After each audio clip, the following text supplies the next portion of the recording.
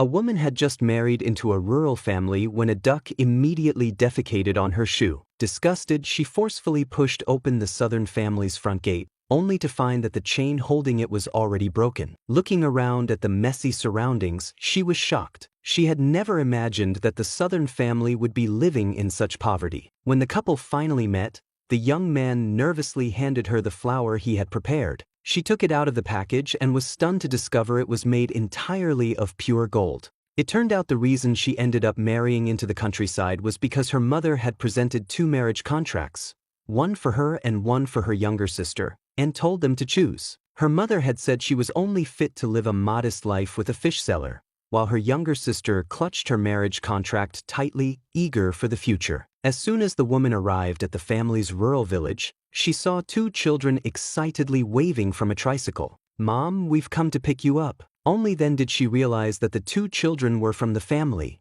the boy and the girl. They explained that their father was too busy selling fish and couldn't leave work, so they had come to pick her up instead. As soon as the sun set, the boy took her luggage and carried it to the tricycle. The woman tried to stop him out of concern, but suddenly, a fish flopped up beside her and kissed her cheek. Just like that, she got on the fish tricycle and headed toward the family home. Upon entering the house, she saw that it was sparsely furnished with just a few old, rustic pieces. She couldn't help but think, the family really is poor. As she sat down on a wobbly stool, it nearly collapsed beneath her. Just then, the young man rushed in.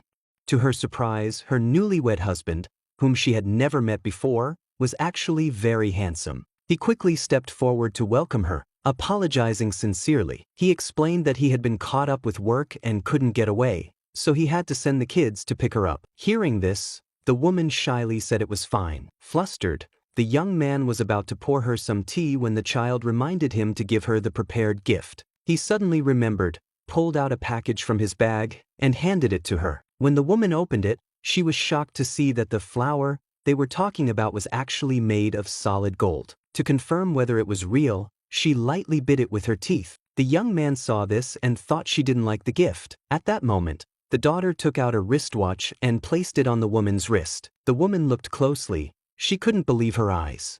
It was an expensive diamond-studded luxury watch. She stared at them in disbelief and asked, "Are you really just fish sellers?" The 2 children just smiled without saying a word. Then, the young man took her to visit the family's aquaculture farm. Before her eyes stretched a vast sea. That's when she realized the entire area was actually their family's contracted seafood farm. The boy then told her that their family also operated a chain of luxury hotels and a tourism business. The girl added that they were also involved in overseas trade and building material sales. The woman was stunned. She stammered, asking just how much wealth they actually had. The young man thought for a moment and casually said, "Probably just a few tens of millions." The woman froze on the spot. In the 1980s, that was an unimaginably large fortune. Meanwhile, her younger sister was out shopping with the young master of the Jiang family. She found a dress that fit her perfectly and asked him to buy it for her. The young master glanced at the price tag and was shocked,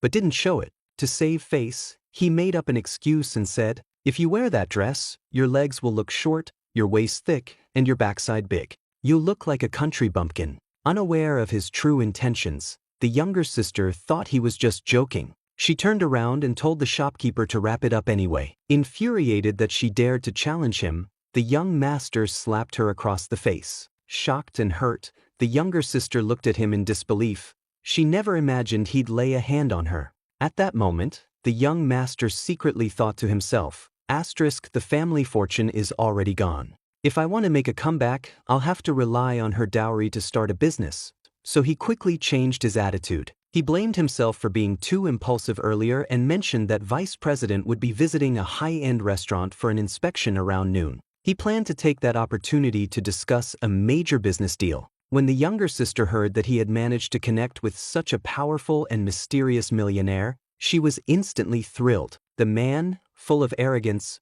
promised her that if the deal went through, he would buy her every piece of clothing in the store. Delighted, the younger sister didn't hesitate and went straight to the fitting room to change her clothes.